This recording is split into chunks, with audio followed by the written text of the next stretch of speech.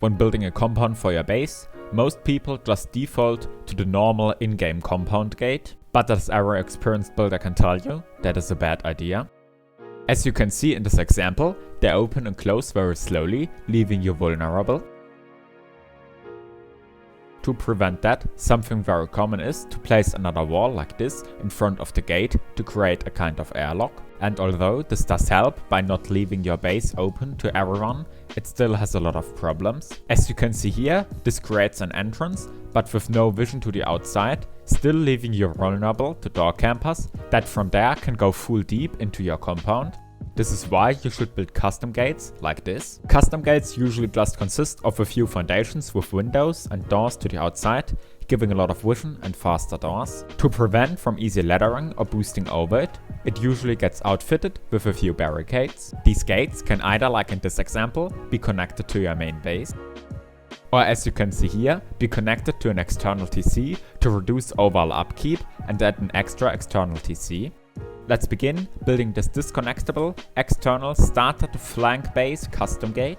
It begins with a foundation very low to the ground and a raised one behind that. This square will later become our Unlootable TC room, as built as in this video, which I will link to in the top right corner. Upgrade this foundation to have an early game jump up. When you're ready to expand, build out this little 1.5 height tall square with one door going to left and one to the right. As you know me, the next thing will already be an airlock. This will also be built with a lowered foundation. Why, you may ask? Well, I will show you very soon. First, we will place down our bag in the Unlootable as usual. This lowered foundation will be used for storage, as in the previous video. You can do any storage design that you want. I just use this one, as it is easy and efficient early game storage. This is also what we need this little part for, but instead of boxes, it will be furnaces. Now we go and build this little compartment, which can be used as box storage for now, but later will become something else. Going to the outside, we will expand here as well, but this time to create the beginning of a little entrance and the way to our second floor. To create the offline raid protection for day 1 that we want, we need to honeycomb the back of the Unlootable. The most important part though is to upgrade the Unlootable to at least metal on every side and armor to the roof. Having this up on wipe day will make it very unlikely of you actually getting fully raided. But before we place the vending machine as protection, we need to work on some storage for the inside. Placing a floor here is necessary to get the angle to place the vending machine correctly. Now we will build this little part here. This will later become our disconnectable section. For this, upgrade this triangle to metal and add a half-height wooden floor, a window in front of that. Make the window glass armored if you want it to be 8 rockets to disconnect, but I don't think that is worth it. A garage door goes here, and now we are done with this. The last part of this lower floor is gonna be the actual entrance. This is an entrance design that you have seen me use a lot recently. This is because it gives visibility, an airlock, decent protection that can be upped with a garage door, and drop boxes that are conveniently placed and have a good amount of protection. Now on the second floor, we will place a ring of windows around with embrasures in them. This is gonna be the shooting floor from which you can shoot raiders inside or outside of the compound, and also people in front of your base.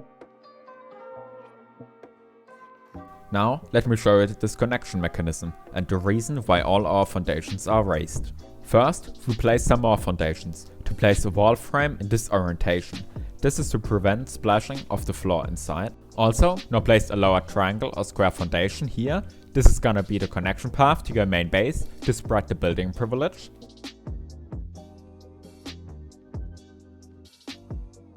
Build out your path up to the point that you want to spread your privilege to.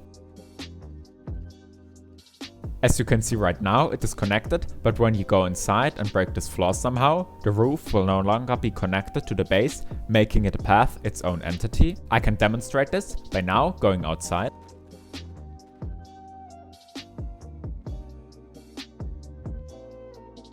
You can see that I no longer have TC privilege and that in fact I'm able to place another TC on this previously connected pathway. Going back inside now, you will also be able to see that we are no longer able to place a floor here, as that would be too close to another building.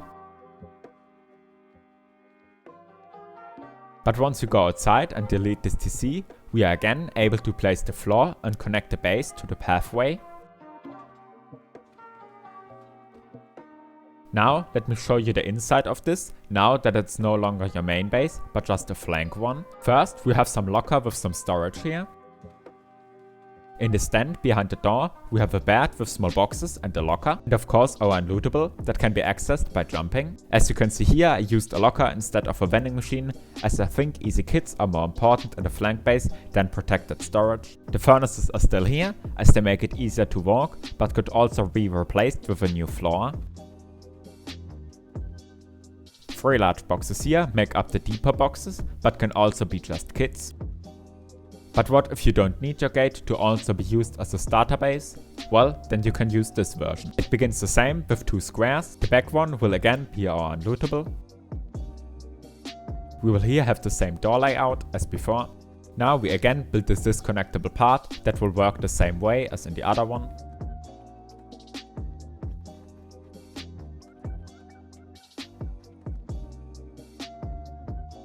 For this one, I will use a smaller entrance to save on some resources. It will consist of 2 single doors, 2 windows and a way to our shooting floor.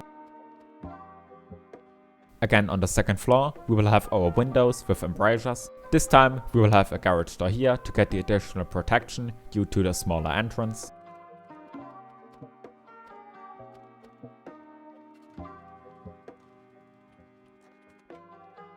Again, we will put some honeycomb on the backside of the unlootable, build the pathway to the main base the same way as before. Let's take a look on the inside. We have the same behind this garage door. But if we open this door, you can see that we have a little different layout behind it. With our bed, we also have some campfires here that will make panically running around during an online raid a whole lot easier. Same TC design, but smaller upkeep because of the smaller entrance and non-existent pathway. Some boxes here to make up for the non-existent drop boxes. And why do we do this?